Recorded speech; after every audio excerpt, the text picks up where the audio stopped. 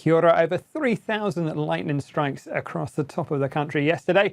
The good news is, as we go through the rest of this week, we are going to find things settle down, but we've got more thunderstorms to contend with as we head through the rest of this afternoon for Tuesday. So well worth keeping an eye on the forecast and the radar charts.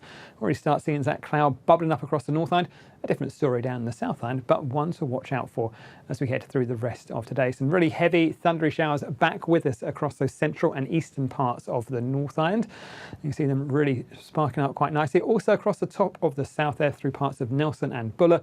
Do keep an eye on the forecast, but we are looking at some pretty heavy showers and thunderstorms and some heavy rainfall perhaps forming across those northern parts of Hawke's Bay and into also southern parts of Gisborne.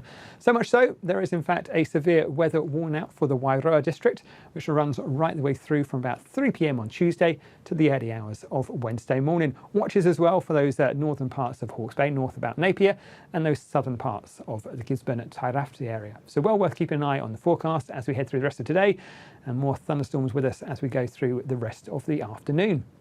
Now overnight we find generally drier, clearer skies down across parts of the Southland. Still a bit of fair cloud around that eastern coast, but the Northland will have this band of wet weather slowly making its way up and across the likes of Tairafti as we as we go through the night time and heading towards the start of Wednesday.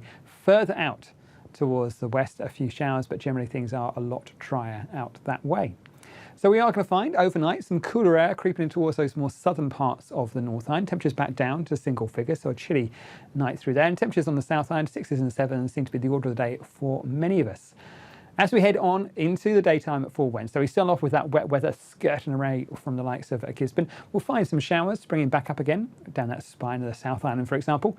But you'll notice, compared to that real rash of showers we've been seeing through both Monday and Tuesday, things are looking a lot more settled thanks to high pressure beginning to build in and just suppress that shower activity. But we will find a much better day in store for many of us as we head on in towards Wednesday. We will, however, start off with that wet weather around Gisborne. That takes its time to clear away. Remember those warnings and watches run through into the early part of Wednesday. We'll still have some showers around the likes of the Bay of Plenty just as we start the day as well. But you can see for the afternoon, more clear sky back towards us across that western side. Still a few showers pushing in towards the coastal parts of Northland and Auckland. But for many of us, it's a dry story. Watching out for a few showers around that western part of the Bay of Plenty. Perhaps an odd sharp one in the afternoon, even perhaps another rumble of thunder. But I think compared to what we've been seeing over the last few days, things are a lot more settled. A bit more cloud pushes it back towards the southern coast of Taranaki, Wanganui, and even in towards Manawatu once we head through towards the evening time. But generally things are looking drier. Here are our top temperatures across the North Island for Wednesday. You can see at best around about 20 degrees Celsius there through the Bay of Plenty. So not nearly as warm as it has been, but I think most surprising will be places like Gisborne, 15 degrees Celsius, a much cooler day than we've been used to over the last few days or so. Down on towards the South Island, we'll have more cloud around this eastern coast to start the day. Better brighter weather out towards the western side, down towards Fiordland.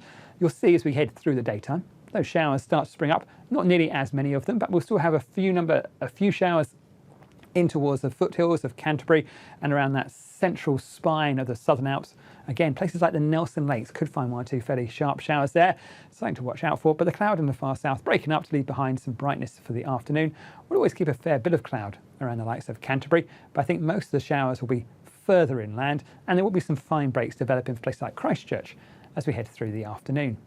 Here are temperatures for the South Island, 13s and 14s through Canterbury. A chillier day there, I think, with that cloud suppressing those temperatures a little bit there. Not nearly as warm as it could be, but I think we are going to find most likely to be dry for the likes of, say, Christchurch. As we head through the next few days, that high pressure over the Tasman Sea builds across us. Now, you can see we've still got these flecks of blue in the forecast. There are still going to be some showers, perhaps pushing in towards those far southern and eastern parts of the country and springing up about the ranges of the North Island.